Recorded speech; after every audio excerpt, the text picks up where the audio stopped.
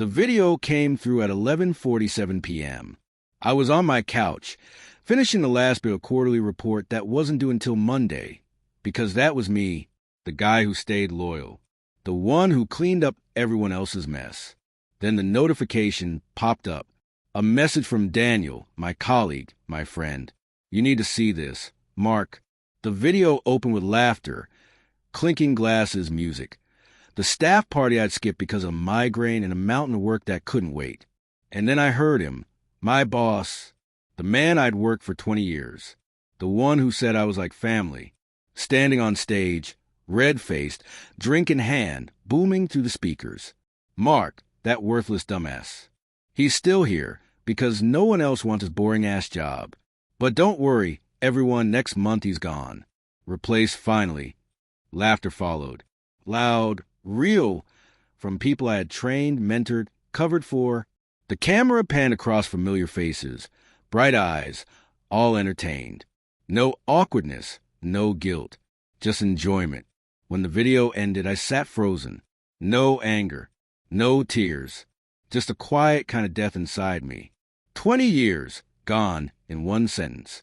Back then, when I joined the company, he was just a department head. Charismatic, sharp, ruthless, but in a way that looked like leadership. He called me his right hand, promised we'd build something big together. And I believe him. I stayed when others left, worked weekends, missed anniversaries, funerals, life.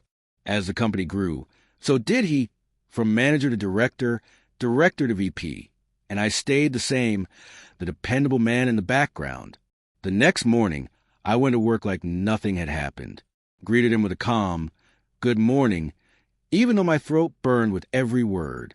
He smiled, slapped my shoulder. "You're my rock, Mark. Don't know what I'd do without you." I almost laughed because I already knew what I did. I stayed. And I decided then I wouldn't quit. I wouldn't lash out. I wouldn't give him the satisfaction of watching me break.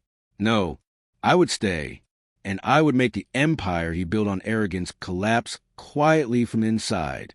Step 1, information. He had always underestimated me. Thought I was just a numbers guy, invisible, replaceable. But I handled every project file, compliance document, supplier contract. I knew where the bones were buried. So I started documenting. Not fabricating. Just noticing missing approvals, forged signatures, padded expense reports disguised as client dinners, but really personal vacations. Every file I touched, I copied.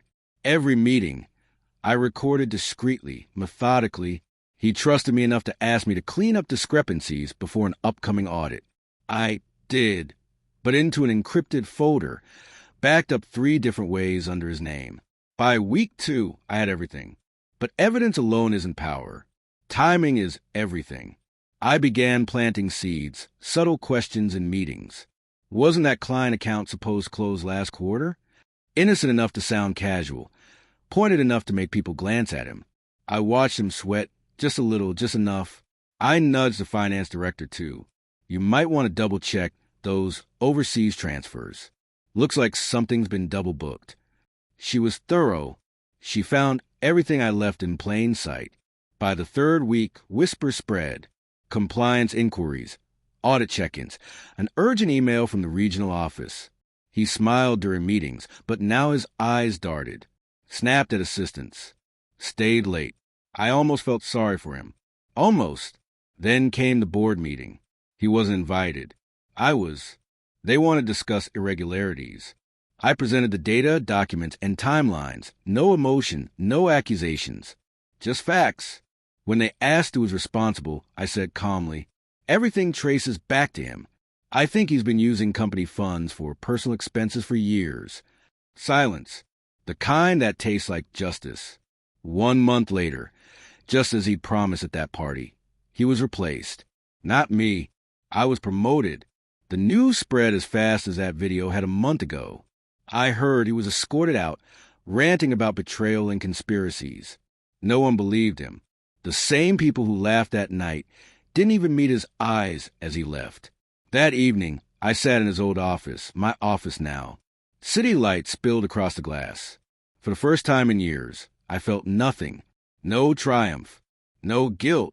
Just the silence. The kind that settles after a storm has done its work. I opened the same video again, watched his drunken grin, the laughter, the betrayal, all replayed in sharp, vivid color. And then I deleted it.